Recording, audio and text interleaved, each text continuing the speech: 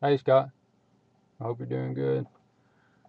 Well, I was kind of happy at first when I seen your video because you're so funny and it looks like you were doing good. You're healthy and your intelligence and your humor make me realize what a beautiful creation you are. I was saddened later though as you continued to talk and rejected Jesus, and that was really your main point along the way, but I think that made me sadder than anything. But I know it doesn't make me as sad as it makes Jesus sad. He impressed that upon me shortly after I saw your video. There are only two groups of people. You were going through a list of names and stuff to describe different belief systems and whatever, but there's really only two groups of people, and that's the ones that are for Jesus and the ones that are against him. How could you show that it is unreasonable to suppose God exists? I just say the opposite. That was your point, that you could show that it was unreasonable that God exists. Unreasonable to suppose that God exists. And that's an opinion, I guess. There's no way that's factual. You couldn't prove to me that it's unreasonable to suppose that God exists. And I think there's a whole lot of other people that you couldn't prove that to. I would say it was unreasonable to suppose that God doesn't exist. You yourself are evidence for his existence and his remarkable capability.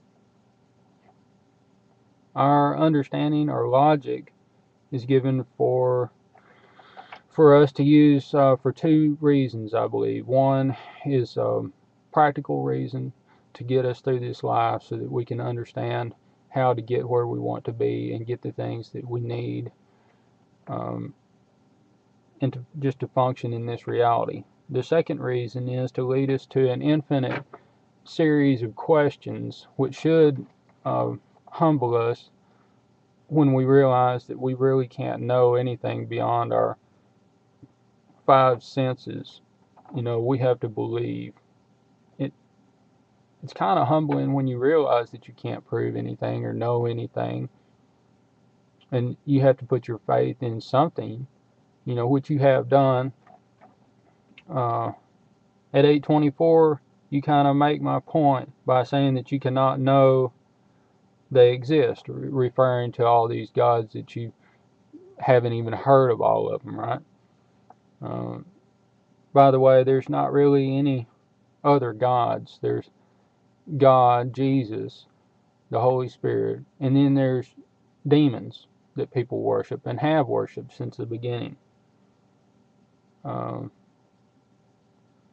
but you make the point that you cannot know that, so that's what I'm saying. You can't really know anything past what you have personally laid your hands on, tasted, seen, heard.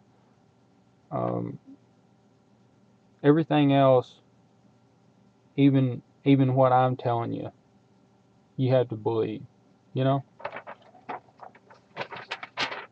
And you have believed a great deal, just like I have.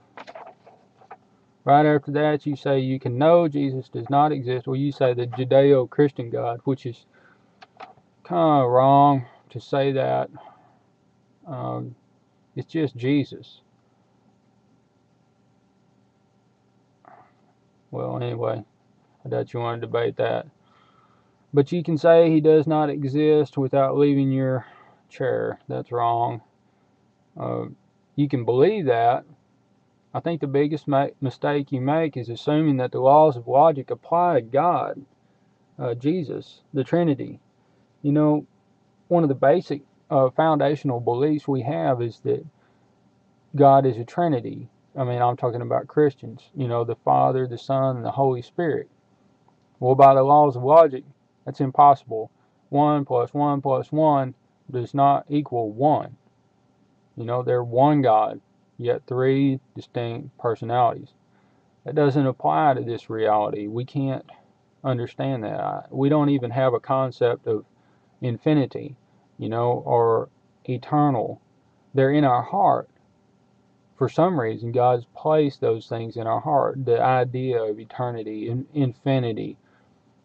I even have a feeling in my heart for the idea of nothing, but I can't imagine nothing.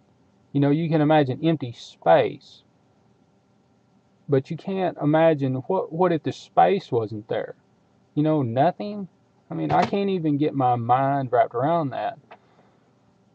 We have ideas, like I said, in our heart, in our spirit, that can't be explained by our mind. And you shouldn't discount everything that you can't understand with your mind, because I'm trying to tell you that your human understanding, your logic, is of limited value. I mean, it is of great practical value in this reality, but it's not going to explain anything beyond this reality or that transcends this reality. And I think that's probably your number one mistake and I think that's a lot of people's mistake, is they're setting the bar like real low for God. They're like thinking God must just be a little more than them. And I think actually after you reject God, you get to thinking you're a little bit more than God. But at best, they think, or maybe you think, that God would be, the Christian God, Jesus, would be just a little bit more than me, or like an angel, you know. But the truth is, God is so much that even when we meet Him, I don't think we're never gonna understand everything about Him, because I think there's an infinite amount of things to learn about God.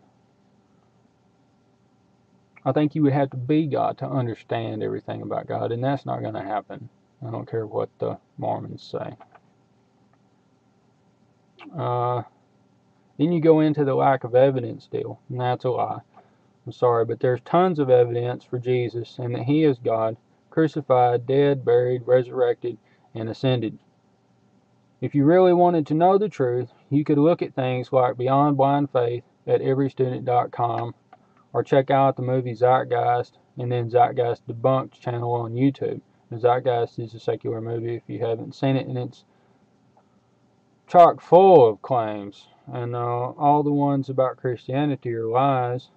I can guarantee you that much. And then you can look at, like I said, Zeitgeist Debunked channel on YouTube. They've got a great, I think it's 6-part series, and in between the movie and that, you can get a pretty good insight into what's really going on here. There's a lot of evidence against evolution on YouTube. Smith 13457's channel, he's just downloaded a little 6-part series. I think he got it from evolutionthegrandexperiment.com, and it's called Is Evolution True? You can find it like that on the search, Is Evolution True? Or you can go to Smith 13457, his channel, and watch him from there. There's evidence on YouTube against carbon-14 dating.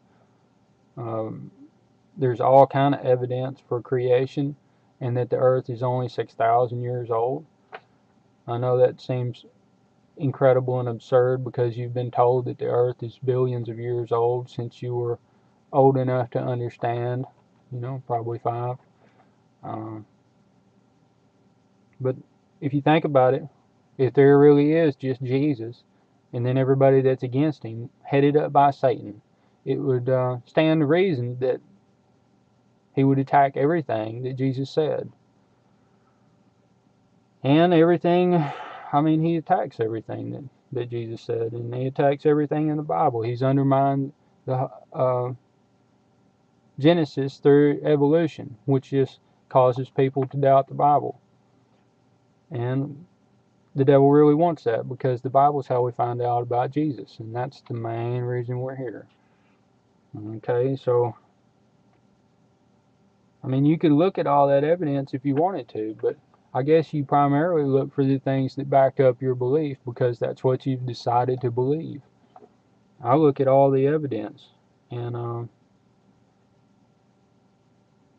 I guess I'm just like you. It reinforces my belief in Jesus, and that He is the way and the truth and the life, and that there is no way to the Father but by Him.